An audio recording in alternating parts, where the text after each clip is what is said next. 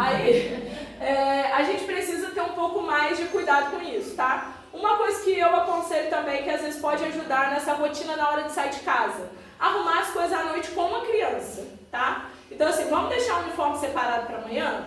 Então vamos deixar já o uniforme separado para amanhã.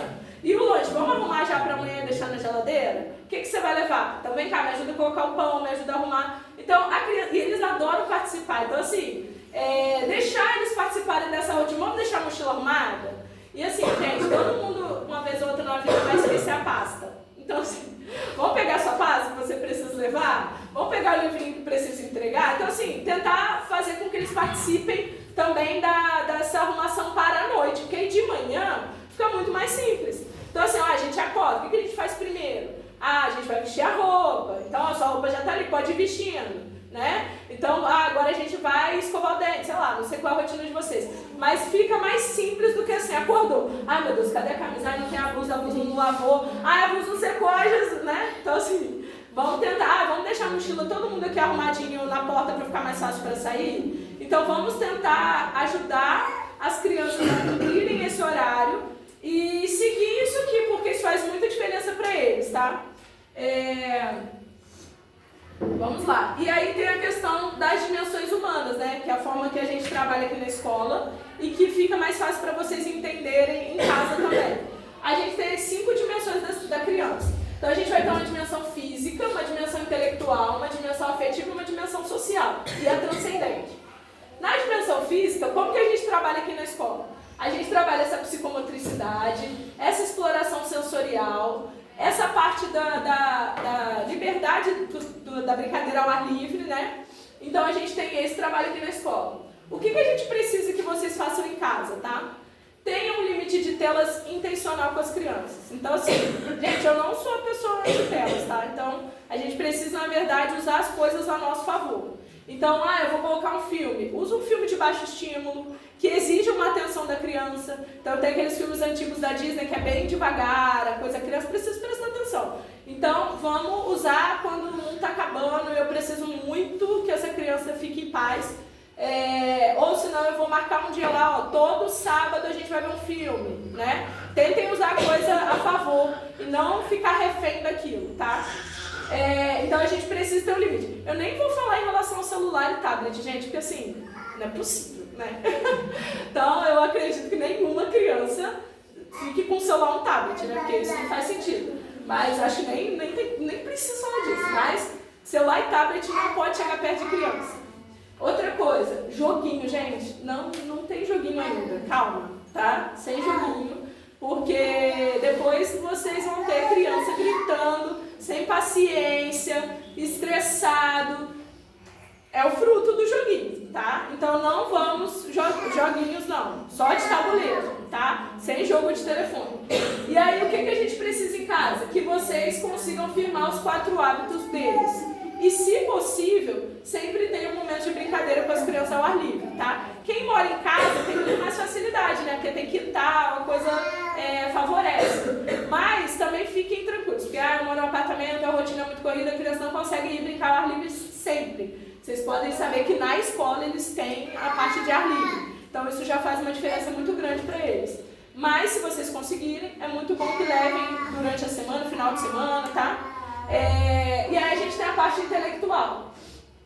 Aqui na escola vai entrar na parte do método fônico, memorização, essa imersão que eles têm em inglês e a parte de matemática, porque desde o maternal 2 eles já trabalham matemática, só que de outra maneira. Por exemplo, a gente vai trabalhar com a criança com a percepção de grande, pequeno, pesado, muito, pouco, né? A gente não vai ficar mostrando número, fazendo conta, não é isso. Mas eles já começam a ter percepções de relações matemáticas desde muito pequeno.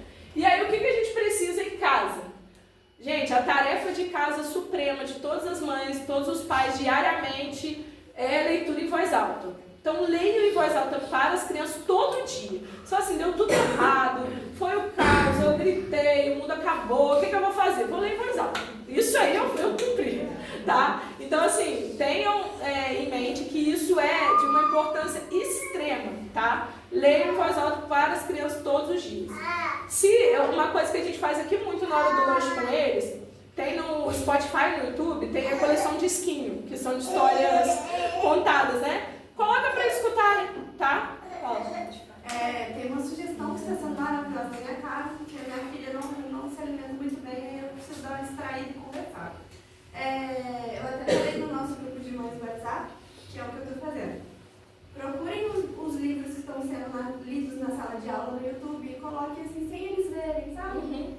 que eles vão ficar assim, ai, o livro tá lendo na minha sala!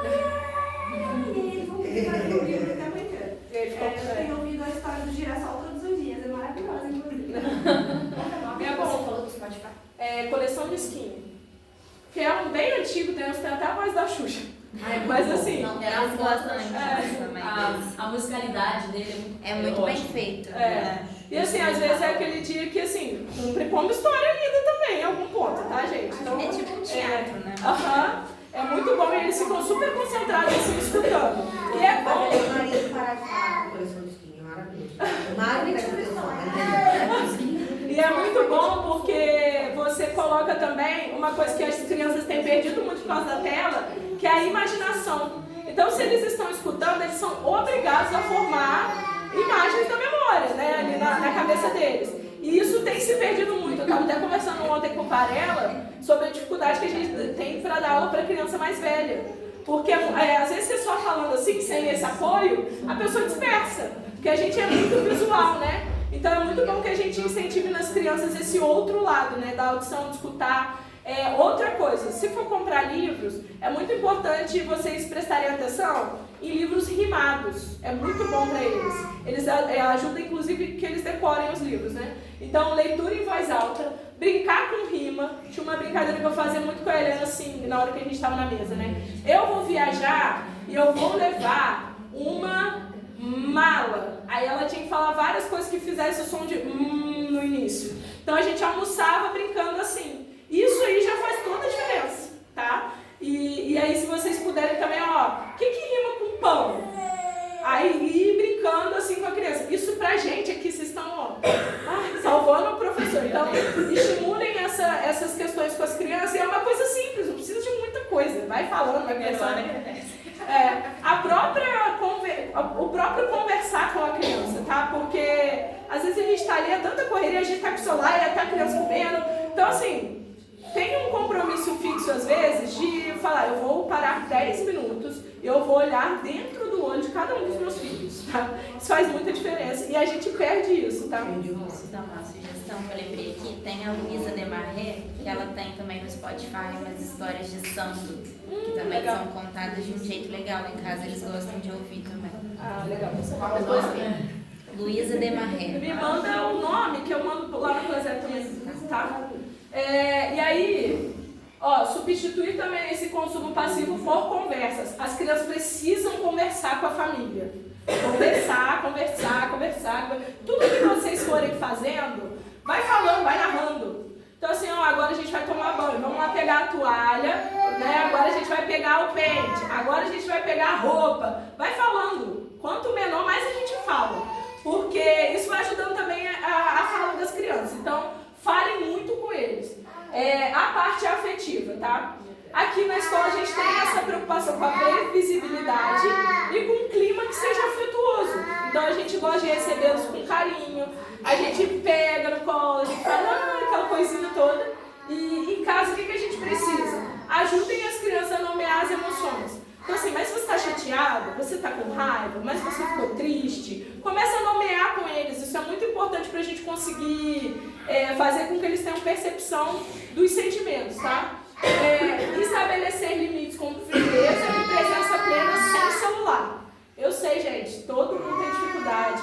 Então, assim, uma coisa que eu sempre faço, provavelmente quem me manda mensagem à noite eu não respondo, porque eu chego em casa muito tarde aqui, e aí eu guardo o telefone e eu fico na cozinha conversando com eles enquanto estou fazendo o jantar. Então, assim, escolhe um momento ali, 15, 20 minutos, que você realmente não vai olhar o telefone hora nenhuma, e você vai só olhar para a cara daquela criança, tá? Então, a gente precisa ter na nossa cabeça isso de forma muito intencional, senão a gente se perde ao longo do dia, né, com a rotina.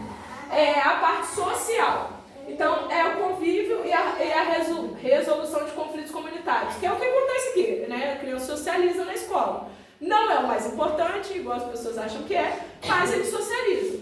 E aí, o que a gente acha que a família poderia fazer para ajudar, né? Então, incentivar que eles brinquem de maneira livre, ensinar a cumprimentar, delegar a tarefa de casa. Então, assim, gente, todas as crianças, desde 2 anos, já podem ter tarefa de casa. Nem se for para levar a meia e colocar no cesto, tá? Então, olha só, você é o responsável por juntar os sapatos. você é responsável por colocar a roupa no cesto, tá? Então a gente precisa colocar as crianças para participar mais ativamente da vida da casa, ok? Até porque isso não ajuda que mais para frente não fique pesado para ninguém, nenhuma mãe sobrecarregada. Então coloquem regras desde pequenos para que eles façam tarefas de casa. Outra coisa que é importante, se encontrem fora da escola, tá? Tentem se encontrar, levem as crianças para brincar junto na pracinha, leva a criança para passear junto, para que eles já conhecem os amiguinhos da escola. Então, assim, às vezes vai para alguma pracinha brincar junto, já tem alguém que tem afinidade, né? Não precisa chegar num lugar estranho. Então, é muito importante que a gente incentive que eles brinquem fora da escola também, tá? Eu sei que a formação de pais é um pouco penosa para todo mundo, mas é uma vez por mês. E assim, é um dia que às vezes as crianças vêm, eles brincam juntos, brincam com os mais velhos. Então vale a pena às vezes trazer, sacrificar aquele dia ali, mas é muito bom para eles também, tá? E os mais velhos adoram, às vezes vocês entram aqui, eles já estão caçando nos pequenos, porque eles gostam muito das crianças. Então, se possível, tentem trazer, por mais transtorno que seja para vocês assim, é um momento que eles aproveitam muito também. Aí a outra parte é essa questão da transcendência. A gente tem na escola essa formação na fé católica, tá? Então é muito difícil, porque, por exemplo, eles têm ensino religioso. Pela lei, eu não sou obrigada, a criança não é obrigada a fazer ensino religioso, tá? Então se a família vier e pedir para que não faça, não faz. Só que não tem jeito, a fé ela não é um acessório, ela é a vida que a gente vive, né? Então, por mais que a criança não faça, tudo que a gente fala para eles está dentro disso, não tem uma separação, né? Então, a gente tem isso na escola. A gente muitas vezes faz algumas comemorações antes, para que eles, quando chegarem na missa, entendam o que vai acontecer. Então, a gente tem Corpus Christi antes, a gente faz a comemoração de Semana Santa, a gente explica para eles tudo o que vai acontecer antes. Então, eles já vão para a missa um pouco preparados, né, para saber mais ou menos o que vai acontecer. Então, a gente faz isso aqui na escola. E o que a gente pede para que vocês que são católicos já sabem, né, que é levar a criança à missa. Mas é difícil, mas a criança corre, mas leva, gente, mas leva, vai. Uma coisa ali vai ser aproveitada, leva. A gente tem a questão também, e isso eu falo que é difícil, é muito difícil pra mim, gente, santificar o domingo, não trabalhar domingo. Então, assim, parar, realmente ficar com a família, fazer a criança perceber que aquele é um dia diferente, sabe? E eu falo isso até para pais que não são católicos, porque assim, eu lembro que mesmo antes de estar na igreja, ter todas essas questões com as crianças, existiam alguns ritmos e alguns rituais familiares que eles são muito importantes. Então assim, tentar prezar por isso em casa, tá? Agradecer pelas coisas, não ficar reclamando das coisas perto das crianças, murmuração. Não falar mal dos outros perto das crianças, tá? Então, assim, a gente precisa muito... Oi? Bem longe. Mas às vezes... Mas sabe o que acontece muito pra quem tem criança pequena? Às vezes a gente entra principalmente no carro, tá, gente? Eu sei. A gente vai pra uma festa, a gente entrou no carro. Aí a gente vai pro marido e fala assim, gente, mas você viu, não sei o quê? A gente acha que eles não estão prestando atenção, mas eles estão. Espera dormir, entendeu? Então assim, vai comentar as coisas depois que eles dormirem. E eles contam tudo pra gente, tá? Então assim, espera, chega no carro, ai que ótimo, né, gente? Tudo maravilhoso, tudo muito bom. Conversa depois, tá? Porque eles percebem muito, tá? Esse tipo de coisa. Então vamos tentar viver as coisas de uma maneira que seja de fato um espelho para as crianças, tá? Ter esse momento de oração. Aí assim, gente, eu entendo. A gente tem que... Vamos rezar o terço. A criança está correndo o terço. A criança está ao caos no terço. Gente, assim, reza sozinho o seu terço e faz, tá? A criança sabe que você rezou o terço. Está o terço lá pendurado na sua casa, ela sabe. Espera, assim, não faz aquele momento estressante. Não faz a criança viver a fé de uma maneira estressante, tá? Porque eles são muito pequenos. Outra coisa, não fica falando pra criança que ela tem que te respeitar porque é pecado. Não respeitar o pai e a mãe, gente, não faz isso, tá? Não faz isso. Ela tem que te respeitar porque ela tem que te respeitar, tá bom? Então, assim, a gente precisa, nesse primeiro momento, que eles amem a fé, que eles entendam que eles são amados por Deus, tá? Agora, não é hora da gente falar disso. Então, assim, vai ter um momento, eles vão fazer primeira comunhão, a coisa vai acontecer, mas agora não é isso, tá? Agora é só amor, e Deus ama, e Deus é bom, e tudo que Deus faz é muito bom. É isso que a gente precisa que eles aprendam agora, tá? Então a coisa vai acontecer de acordo com a capacidade que eles têm de compreensão, tá? E isso vai acontecer devagar. Ô Camila, você está falando em questão de rezar o texto, né? Eu rezo o texto lá em casa todos os dias desde que a Olivia tinha uns 2 meses, mais ou menos, que foi quando começou a minha conversão. E aí hoje em dia, ela sente muita falta do texto, mas se você for ver se ela presta atenção, porcaria nenhuma. Ela pega um livrinho, ela brinca. Ontem mesmo tinha uma caixa grande lá em casa, ela estava brincando de casinha com o irmão dela dentro da caixa, e eu rezando o texto do lado. Mas se eu fico um dia sem rezar, ela fala assim, por que você não rezou o texto? Não, mas eu acho que não somente pela vivência da fé, mas talvez até pela questão da repetição do ritmo e da rotina que a gente tanto fala para as crianças. E é muito relaxante. Então, assim, eu acho que aí eu percebi assim, a questão de repetição e ritmo, o quanto é importante até no texto, porque é uma coisa que, entre aspas, não tange a ela ainda, ela não reza comigo, ela não presta atenção, e mesmo assim ela sente falta, mesmo assim é algo que muda na rotina dela e que ela reparou que alguma coisa ali está diferente. E se às vezes, sei lá, a gente está agitado por algum motivo, passei 4 dias, 5 dias direto sem rezar o texto. Ela falou, você nunca reza o texto comigo. Eu, como não? Há 4 anos eu faço isso com você. Mas por quê? Porque eu já estava há um tempo, assim, realmente falhando nisso. Então, assim, eu fui percebendo que ela não presta atenção, mas ela percebe o que está acontecendo. A gente às vezes acha que por eles não estarem prestando atenção não está sendo profeitoso, mas está, assim, né? Sim, não, e a gente tem que ter como um parâmetro uma coisa que eu acho que às vezes a gente fixa muito coisas que a gente tem que fazer e esquece coisas que são muito relevantes nesse todo. Porque, por exemplo, a gente precisa muito ter um cuidado com a nossa disposição interior quando a gente está fazendo as coisas. Então, por exemplo, eu vou rezar o terço e aí a criança está fazendo o caos. E internamente eu estou... Eu quero matar essa criança, entendeu? Então, assim, não vai dar certo isso, gente. Então, se a criança está ali brincando, se ela se movendo, e eu estou bem, eu estou tranquila, eu estou em paz, a coisa vai acontecer. Só que a gente tem que ter uma autoobservação muito grande de saber colocar um limite para nós. Igual, às vezes eu tô muito... Aquela coisa, a criança vai falar, eu já vou soltar o cachorro, sai de perto. Entendeu? Esse é o dia do filme, gente. Entendeu? Porque a gente precisa saber colocar um limite. E quando as questões são questões relacionadas à fé, isso é ainda mais sério. Porque a gente não pode fazer a criança absorver a fé de uma maneira bruta. Eles precisam sentir o amor de Deus e eles sentem através de nós. Então, se aquilo é uma briga, é um estresse, arrumar para ir para a missa é uma gritaria, é o caos. O que eu estou fazendo assim, né, nessa memória, sabe? A gente já resolveu isso lá em casa, eu colocava a TV e colocava uma imagem do mistério fixa na TV.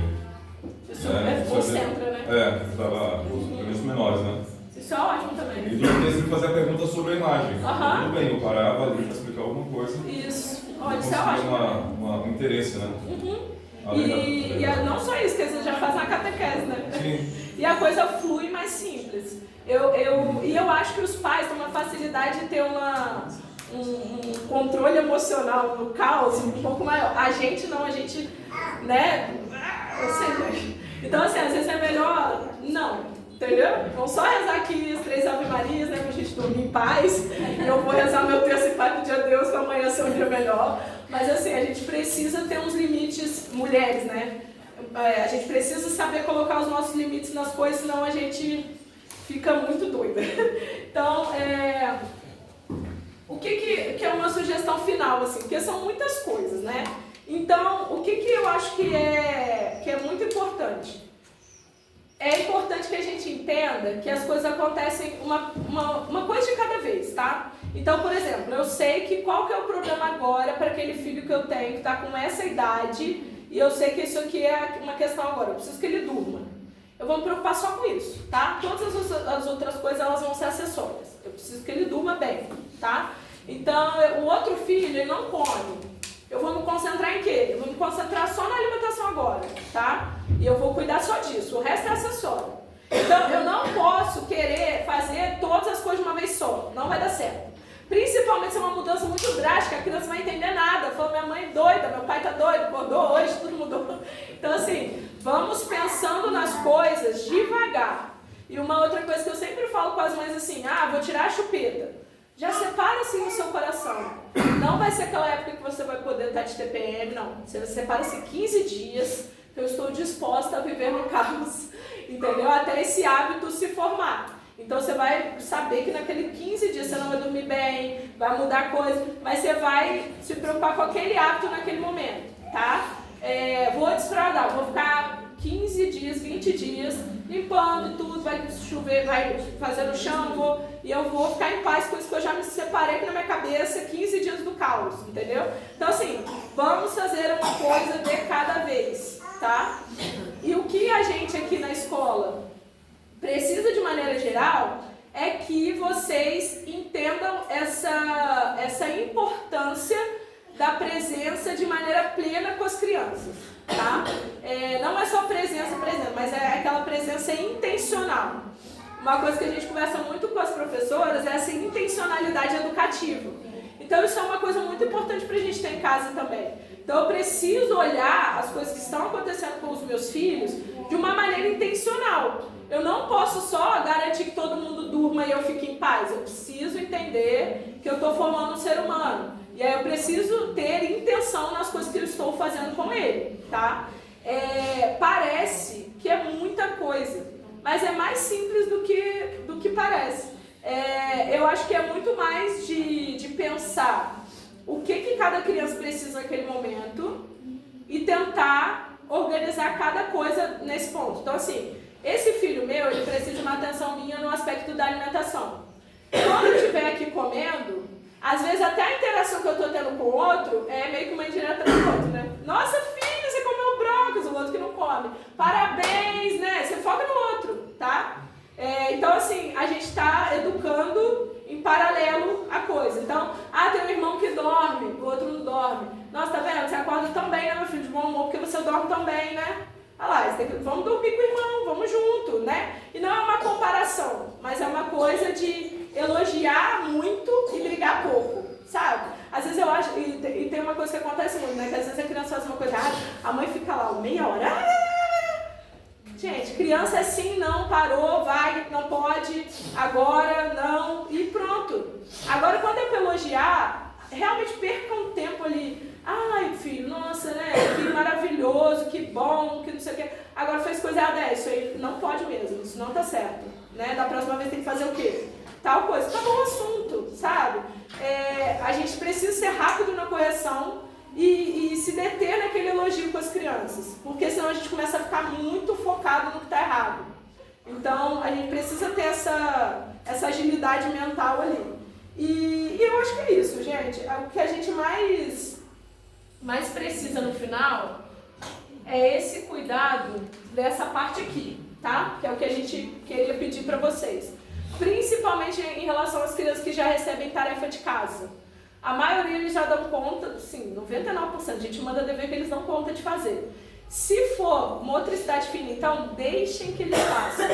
Deixa cortar com a tesoura, deixa colar com a cola, deixa, porque eles precisam desenvolver isso, tá? Dever de casa para as crianças. Não façam dever, eles sabem que quando faz, tá, gente? Então, assim, deixa a criança fazer o dever. O clube de mães ajuda bastante, tá? Muito, né? Nossa, eu tô amando. Ai, que bom, porque eu gostei muito. Um novo inicial nessa minha vida. Uma transição na casa. E aí, assim, Posso tirar uma dúvida? Claro. Não sei se atrapalha, senão. Não. Porque, igual o negócio do dever de casa, eu sou um pouco controladora, então eu tenho essa dificuldade mesmo. Eu nunca fiz por eles, mas, por exemplo, a Maria Fernanda tá numa fase de fazer número. E ela não sabe fazer. Aí chega dever lá em casa que é pra escrever o número que ela sabe. Aí o que eu tenho feito? Eu tenho botado o número pra ela ver, pra ela tentar repetir. Aí quando não fica bom, eu apago e mando ela fazer de novo. Isso é certo ou eu tenho que deixar ela fazer do jeito que ela acha? Não, pode fazer. Tá. Pode fazer. Mas sabe o que é bom você fazer? Principalmente se ela estiver fazendo um traçado. Tem uma Mas sequência é completamente errada, ela não sabe fazer. Então eu não sei, é isso que eu tava com essa dúvida, assim. Eu até perguntei pra Isabela, porque ela também mandou essa mensagem, não façam dever pela criança.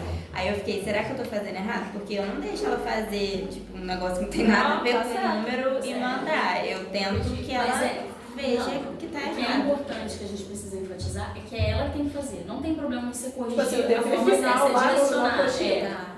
Mas é ela que tem que fazer. Mesmo que venha assim, lógico, ela só tem 4 anos também, porque a gente tem que mencionar as coisas.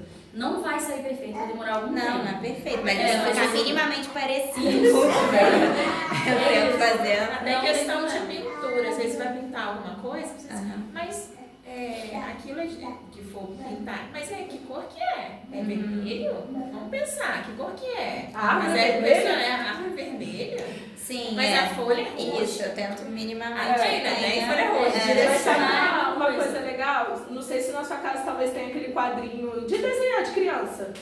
Às vezes você fazer o número e pedir pra ela passar o dedo. Eu faço tracejado também. Isso. Eu sei que tem dever assim também, tracejado e tudo. Só que chegaram, nos últimos tempos, chegaram esses que eram pra fazer livre. E aí eu falei, até perguntar pro grupo das mães, mas as crianças sabem fazer o número? Aí não, mas é pra aprender, né? Só que aí eu tive que ficar ali, apagar pra fazer de novo. Aí ela até foi ficando irritada. Eu falei, será que é pra eu fazer isso ou será que é pra eu deixar? Entendeu? Não, mas assim, eu acho que tem que falar qual é o certo mesmo. Mas é sempre, o termômetro das coisas é sempre você. Tá. Se você começou a fazer, você tá estressado, sei lá. Não, eu não fiquei estressada não, só que eu insisti pra que ficasse minimamente parecido, entendeu? Só pra não ir, tipo, número 1 ela até consegue, mas número 5 que é mais difícil. Aí ficava parecendo um rabisco qualquer, entendeu? Sim, e aí o que tá acontecendo muito? Porque as crianças não tinham mais o hábito de fazer essas atividades de pontilhadinho, né? E aí eu tava conversando com uma professora que é inspetora também nossa, aí ela tava falando que hoje em dia foram proibidas essas atividades de traçado. Só que o que tá acontecendo? As crianças chegam no fundamental com disgrafia, porque não habituaram a fazer o traçado do lado certo. Tem que ter, sabe? Mas é isso, eles vão ficar sendo expostos e fazendo meio mais ou menos até pegar. Com certeza. E aí pode corrigir. Eu dei esse exemplo porque foi uma coisa que eu vi que estava completamente, ela não sabia nem a menor ideia, entendeu?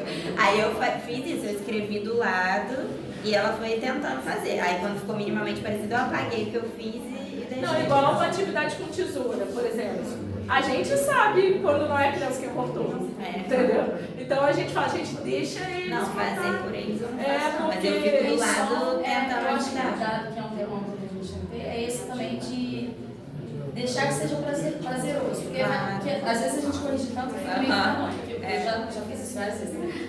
Você corrige, a criança não quer fazer, ou então fica insegura. E aí você gera uma série de outras coisas que não são positivas. Então, assim, é legal mostrar o certo, é bom fazer, é bom que eles entendam que tem que apagar e fazer de novo. Mas aí você vê isso, ela tá ficando cansada, larga. A professora vai saber que houve um esforço e tá tudo bem, porque ela tá aprendendo. É porque ela também não larga, entendeu? Aí ela fala, não tá, é um caso à parte. Mas o que eu quis dizer dela ficar estressada é isso, nem foi de eu ficar estressada não, foi dela, ela também se exige muito, então como eu tava ajudando, aí eu fiquei pensando, será que eu não devia ter falado nada e deixado ela fazer do jeito que ela acha? Eu fiquei com essa dúvida mesmo. Não, quem faz isso é o pessoal positivo, só se positivo. Mas sabe o que é bom quando for assim? Não tiver nenhum apoio do número, faz um pontilhadinho pra passar por cima. Mas aí não era a atividade. Não, mas pode fazer, porque ela vai ficar mais segura. Entendeu? Faz, vou fazer o pontilhado e você contorna o pontilhado. Não tem problema. Às vezes eu fazia assim, eu fazia o número, apagava mais fraquinho e depois deixava passar por cima. Eu fiquei sem saber porque não era essa atividade. Aí depois ia falar que não ia fazer isso, entendeu? Aí é uma questão também de depois ver com a Isabela, talvez. Porque se a criança ainda não sabe, talvez seja bom ela já mandar pontilhado. Arrumar a apostila, entendeu? Pra ajustar. Ou ela pode mandar no WhatsApp sugestão pra gente. A gente pode fazer.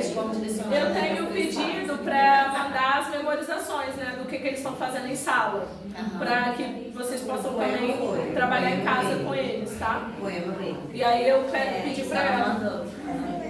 E aí, assim, qualquer dúvida também de dever, pode mandar pra mim, ou pode mandar pra ela, ou pra professora da sala, tá? Que aí a gente ajuda. Mas é isso, gente. Alguém tem alguma dúvida, alguma coisa?